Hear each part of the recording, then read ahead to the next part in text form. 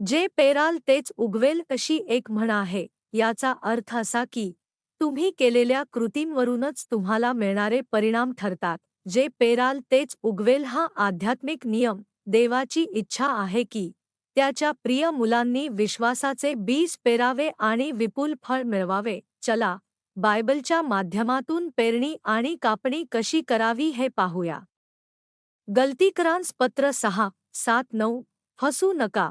देवाची थट्टा केली जात नाही, कारण मनुष्य जे काही पेरतो तेच तो कापतो.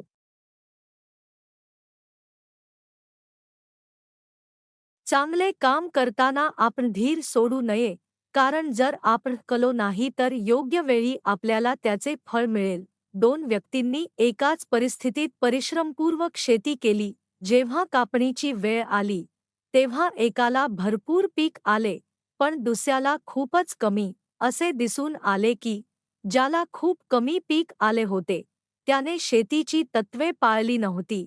आध्यात्मिकदृष्ट्याही हे असेच आहे.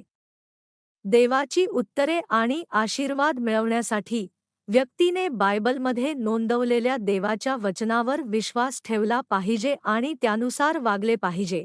परंतु काही लोक आपला विश्वास निष्ठेने आचरणात आणत असल्याचे दिसतात, पण त्यांना आशीर्वाद मिळत नाहीत. गोष्टी बिघडतात आणि अडचणी निर्माण होतात. अनेक वर्षांच्या विश्वासानंतरही त्यांना लक्षणीय आशीर्वाद किंवा उत्तरे मिळत नाहीत. जर कोणत्याही प्रयत्नांनंतरही प्रतिसाद किंवा आशीर्वाद मिळत नसेल, तर याचे कारण असे आहे की त्यांनी देवाच्या वचनाचे पालन केलेले नाही. आपण जे केले आहे आणि जे पेरले आहे त्यानुसार देव आपल्याला प्रतिफळ देतो. आपण देवापुढे जे काही पेरतो त्याचे फळ आपल्याला निश्चितपणे मिळते. जर आपण देहानुसार पेरणी केली तर आपल्याला देहाचेच फळ मिळेल. जर आपण आत्म्यानुसार पेरणी केली तर आपल्याला आत्म्याचेच फळ मिळेल. हा आत्मिक क्षेत्राचा नियम आहे.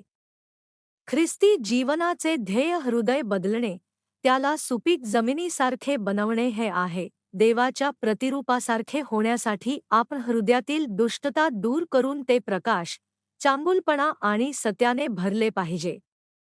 आशीर्वाद प्राप्त करण्याचे हेच रहस्य आहे. एखादी व्यक्ती प्रभूवर कितीही विश्वास ठेवत असली तरी जर तिने आपले हृदय शुद्ध केले नाही आणि पापाचा प्रतिकार केला नाही, तर तिला शत्रू सैतानाकडून आरोपांना सामोरे जावेच लागेल. अशा लोकांमध्ये आणि देवामध्ये पापाची भिंत असते. प्रार्थना करूनही त्यांना उत्तरे मिळत नाहीत. आपण विश्वासाची बीजे कशी पेरू शकतो आणि विपुल पीक कसे काढू शकतो? सर्वप्रथम आपण आपल्या हृदयाची शेती केली पाहिजे. जर आपण निकृष्ट जमिनीत चांगली बीजे पेरली तर आपण भरपूर पिकाची अपेक्षा करू शकत नाही. उदाहरणार्थ, कठीण खडकाळ वाटेवर बीजे पेरल्यास त्यांना अंकुर फुटणे कठीण असते. पक्षी येऊन ती बीजे खाऊ शकतात किंवा ऊन त्यांना करपवून टाकू शकते. परंतु जर ती बीजे चांगल्या जमिनीत पेरली तर त्यांचे भरपूर पीक येते. 30, 60 किंवा अगदी 100 पट. आध्यात्मिक पातळीवरही असेच आहे. बायबलमध्ये उल्लेखलेली शेतं आपल्या हृदयाचे प्रतिनिधित्व करतात. आपल्या हृदयाची सुपीक जमिनीप्रमाणे मशागत करणे महत्त्वाचे आहे. आपण द्वेष, मत्सर, असूया, गर्व, व्यभिचार आणि इतर प्रकारच्या असत्याचे तण उपटून टाकले पाहिजे. पवित्र शास्त्राकडे पाहिल्यास आपण देवाच्या आज्ञांचे 4 मुख्य गटांमध्ये वर्गीकरण करू शकतो. देवाच्या इच्छा आणि आनंद त्याच्या वचनांमध्ये दिसतात. करा आणि पाळा. देवाला आवडणाऱ्या गोष्टी करू नका आणि सोडून द्या याचा भाग आहेत. सोडून द्या आणि करू नका या आज्ञा आपल्या हृदयाची मशागत करण्याच्या कार्यासारख्याच आहेत. आपण अगदी लहान-सहान वाईट गोष्टींचाही त्याग केला पाहिजे. द्वेष, मत्सर, असूया, कलह, गर्व सोडून त्यांच्या जागी प्रेम आणि क्षमा स्थापित केली पाहिजे. सुपीक जमिनीत आपण जे काही पेरतो त्याचे भरपूर पीक येते. जर देवाच्या मुलाने आपल्या हृदयाची मशागत करण्याकडे दुर्लक्ष केले आणि त्याला सुपीक जमीन बनवण्यात तो अयशस्वी ठरला, तर पेरलेल्या फळाच्या तुलनेत ते अपुरे असेल. दुसरे म्हणजे विश्वासाची बीजे पेरण्यासाठी आणि भरपूर पीक काढण्यासाठी आपण बीजे पेरल्याप्रमाणेच देवाच्या वचनाचे पालन केले पाहिजे. आपल्या अंतःकरणाची मशागत करण्याबरोबरच आपण बी पेरण्याच्या कार्यातही गुंतले पाहिजे. आपण आधी जमीन चांगली करून मग बी पेरत नाही, या दोन्ही प्रक्रिया एकत्रच केल्या पाहिजेत. तर बी पेरण्याचा अर्थ काय? याचा अर्थ आहे बायबलमधील देवाच्या आज्ञांचे पालन करणे. हे करा, हे पाळा, सुवार्ता सांगा, आजारी लोकांची काळजी घ्या, इतरांवर प्रेम करा, सेवा करा, इतरांचे भले पहा, दशांश द्या, विश्वासू राहा आणि शब्बात पाळा यांसारख्या आज्ञांचे पालन करणे, हे सर्व पेरणी प्रक्रियेचाच एक भाग आहे. देवाची लेकरे या नात्याने स्वर्गात विपुल फळ मिळवण्यासाठी आणि मोठे प्रतिफळ प्राप्त करण्यासाठी आपण पृथ्वीवर विश्वासाची बीजे परिश्रमपूर्वक पेरली पाहिजेत. ज्याप्रमाणे एखादा शेतकरी भरघोस पीक घेण्यासाठी वेगवेगळ्या हंगामात वेगवेगळी बीजे पेरतो, त्याचप्रमाणे आपणही स्वर्गात पोहोचेपर्यंत आपल्या हृदयाची मशागत करत आणि बीजे पेरत राहिले पाहिजे. जेव्हा आपण त्याच्या हे करा, हे पाळा या आज्ञांचे मनापासून पालन करतो, तेव्हा देव प्रसन्न होतो आणि आपल्याला आशीर्वाद देतो. तिसरे म्हणजे संयमाने मशागत करण्याचे काम आवश्यक आहे. जर आपण फक्त पेरणी केली पण पेरलेल्या पिकाची काळजी घेतली नाही, तर कापणीच्या वेळी थोडेच पीक मिळेल. भरघोस पीक मिळवण्यासाठी आपण काळजीपूर्वक कीड काढली पाहिजे, खत घातले पाहिजे, झाडांना पाणी दिले पाहिजे आणि संयमाने मशागत केली पाहिजे. तर संयमाने मशागत करण्याच्या कामाचा आध्यात्मिक अर्थ काय आहे? पहिले म्हणजे आत्म्याने आणि सत्याने उपासना करणे. जेव्हा आपण पवित्र आत्म्याच्या प्रेरणेने आत्म्याने आणि सत्याने उपासना करतो, तेव्हा आपण देवाचे वचन ऐकू शकतो आणि त्याचे मन व इच्छा जाणून घेऊ शकतो. त्यामुळे आपण योग्य रीतीने पेरणी व कापणी करायला शिकतो आणि उत्कृष्ट आध्यात्मिक शेतकरी बनतो.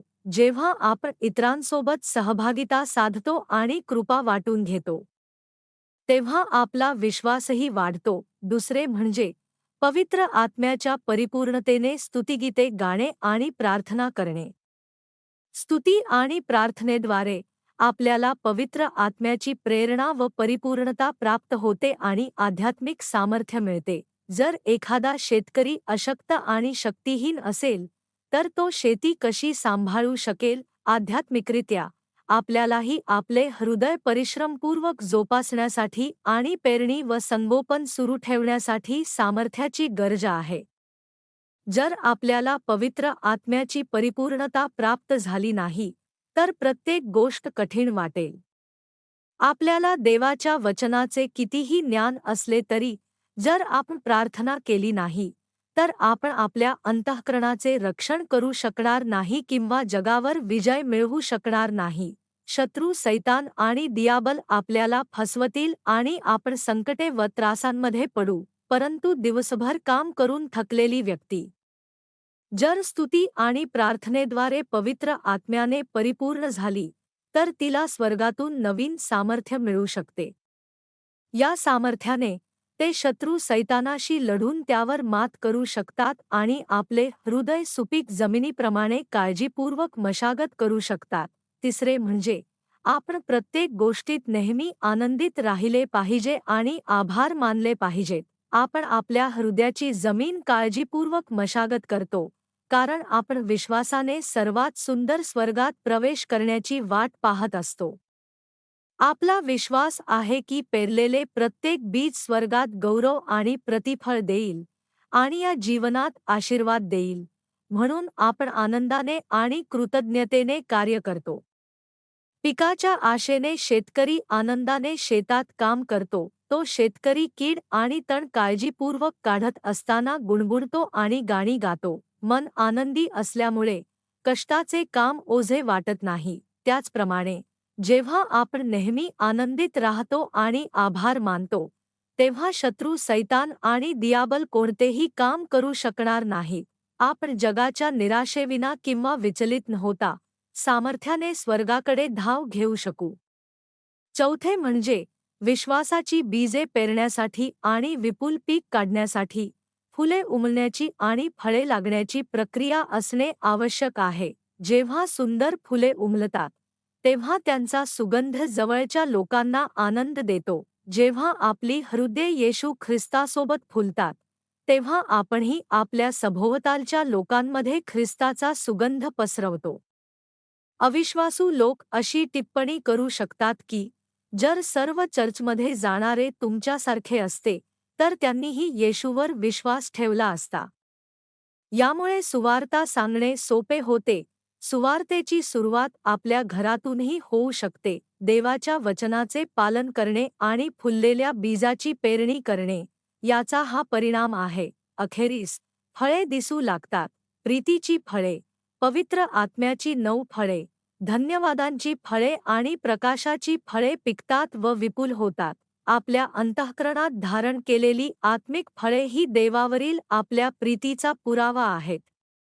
येशूने योहान दुपारी 2:21 मध्ये म्हटले आहे, ज्याच्याजवळ माझ्या आज्ञा आहेत आणि जो त्या पाळतो, तोच माझ्यावर प्रीती करतो, आणि जो माझ्यावर प्रीती करतो, त्याच्यावर माझा पिता प्रीती करील, आणि मीही त्याच्यावर प्रीती करीन व स्वतःला त्याच्यावर प्रकट करीन. आमच्या ओन्ली द बायबल परिवारातील सर्वांना, जेव्हा आपण आत्म्याचे फळ धारण करतो आणि देवाची प्रीती प्राप्त करतो, तेव्हा अशी कोणती गोष्ट आहे जी आपण मागितल्यावर देव पूर्ण करणार नाही? आपण प्रार्थनेला मिळालेल्या उत्तराचे फळ त्वरित धारण करू शकतो. हे जाणून घेणे महत्त्वाचे आहे की देवाच्या वचनानुसार आपल्या अंतःकरणाची मशागत करणे, पेरणी व संगोपन करणे, हे सर्व आध्यात्मिक आणि शारीरिक आशीर्वाद प्राप्त करण्याचे तत्व आहे. आपण सोडून द्या आणि करू नका या आज्ञांचे निष्ठेने पालन करूया. आपल्या अंतःकरणाची मशागत करूया. पाळा आणि करा या आज्ञांची बीजे निष्ठेने लावून त्यांचे संगोपन करूया आणि आत्मिक व शारीरिक दोन्ही स्तरांवर विपुल फळ देऊया. मी तुमच्यासाठी प्रार्थना करतो. प्रिय स्वर्गीय पित्या, आज आपण पेरणी आणि कापणीच्या आध्यात्मिक तत्वाचा आणि आपण तुझा त्वरित प्रतिसाद कसा मिळवू शकतो याचा अभ्यास केला. जरी आपण कळकळीने, हे पिता परमेश्वरा, कृपया मला हे दे, अशी विनंती केली आणि प्रार्थनेत बराच वेळ घालवला, पण आपल्या अंतःकरणाची भूमी मशागत करून सत्यानुसार पेरणी केली नाही, तर उत्तरे आणि आशीर्वाद मिळण्यास विलंब होईल. हे जाणण्यास आणि समजण्यास आम्हाला मदत कर. आपण सत्य, प्रकाश आणि चांगुलपणा जोपासण्याचा प्रयत्न करूया. आम्हाला तुझ्या वचनाचे पालन करण्यास आणि तुला जे आवडते त्याचे अनुसरण करण्यास मदत कर, जेणेकरून आम्ही प्रार्थनांच्या उत्तराची आणि विपुल आशीर्वादांची फळे उपभोगू शकू. तुझा समृद्धीचा आशीर्वाद सर्व ख्रिस्तीजनांवर राहो. मी आमच्या प्रभू येशू ख्रिस्ताच्या नावाने प्रार्थना करतो. आमेन.